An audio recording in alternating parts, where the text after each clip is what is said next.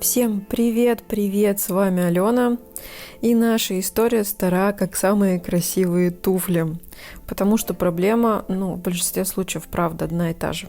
В общем, дано, клиентка пришла с жалобой на боковой анихолизис, точнее, словами клиента, у нее не прорастает ноготь вот там вот в уголочке возле второго пальца. Она говорит, что ходит к дерматологам, которые лечат ее от грибка, естественно, вылечить не могут, пользуются кремами, которые стимулируют рост ногтевых пластин, ногти растут, но не прирастают. И это достаточно частая жалоба, потому что люди склонны думать, что достаточно покапать противогрибковые капли и помазать кремом, чтобы все росло, и тогда прирастет. Но проблема в том, что первопричина не устранена, а здесь все элементарно и банально просто, как в большинстве случаев. Это обувь, потому что есть ширина стопы, и есть большой, второй, третий, четвертый, пятый пальцы, которые, к сожалению, в красивой обуви, какой бы она супер удобной вам ни казалась, они не находятся там, где они должны находиться, там, где заложено природой. И, естественно, бывают случаи, когда, например, второй пальчик давит на первый, это будет видно чуть позже в видео, обязательно покажем.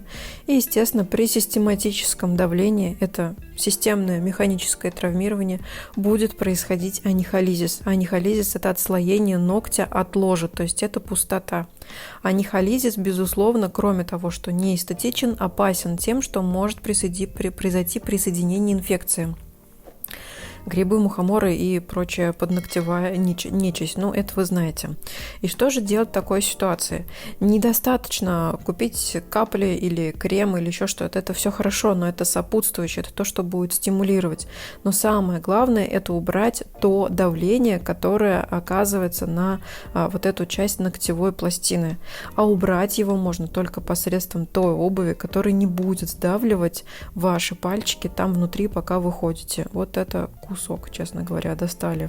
Прям мощно. Вот это очень вкусный момент. Вот я знаю, вот для любителей смотреть ковыряшки, это прям вот самый-самый-самый смак. На самом деле, палец, если еще прям ногу поставить, там было видно, что палец немножко развернут в сторону второго, то есть он подворачивается, второй на него давит, и вот на выходе мы получаем то, что получаем. Поэтому перво-наперво наша задача объяснить клиенту в 100, 500 и миллионный раз, дать эту консультацию по поводу обуви, чулочно-носочных изделий, о том, как правильно подобрать обувь, и поговорить на грустную тему о том, что, к сожалению, у нас сейчас очень много красивой обуви, но прямо совсем мало правильной обуви. И, честно говоря, я присмотрела один бренд обуви, который мне очень сильно понравился. Она называется босоногая обувь. Там что-то на английском, я забыла как точно. Но я сейчас к ней присматриваюсь, и у меня в планах ее заказать, потому что, кажется, она та самая, которая будет удобная. И ничего она, кстати, не страшная, она очень даже симпатичная. Поэтому, если все пройдет хорошо, ждите обзорчик на такую пару обуви. Она, конечно, не из дешевых, но, знаете, здоровье все-таки дороже. И давайте перейдем все-таки к зачистке анихолизиса. Если кто-то не смотрел предыдущее видео, то давайте я еще раз повторю и объясню, что же такое зачистка анихолизиса. Как выше я объяснила, анихолизис – это пустота между ногтем и кожей, которую нам нужно убрать, чтобы там не копилась грязь, которую мы уже предварительно вычистили. То есть, как видите, скапливаться там может в очень приличных количествах. И чтобы убрать эту самую пустоту под ногтем, нам нужно банально срезать вот этот образовавшийся свободный край. То есть, по сути своей, зачистка анихолизиса – это элементарное подстригание ногтевых пластин.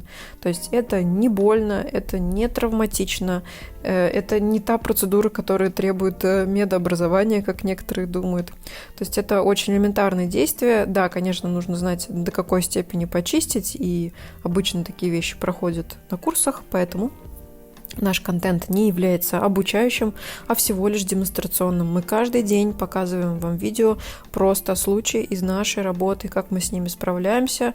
Возможно, кому-то это будет полезным, а многие даже, я знаю, приезжают из других городов, даже из Сахалина недавно был молодой человек, поэтому нам очень приятно, что вы нас видите, слушаете, пишите комментарии, ставите лайки.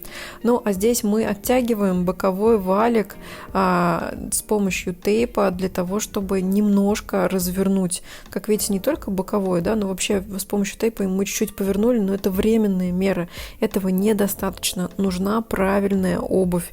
И протезировать, конечно, здесь ничего не нужно. У меня все. С вами была Алена. Пока-пока и до новых встреч.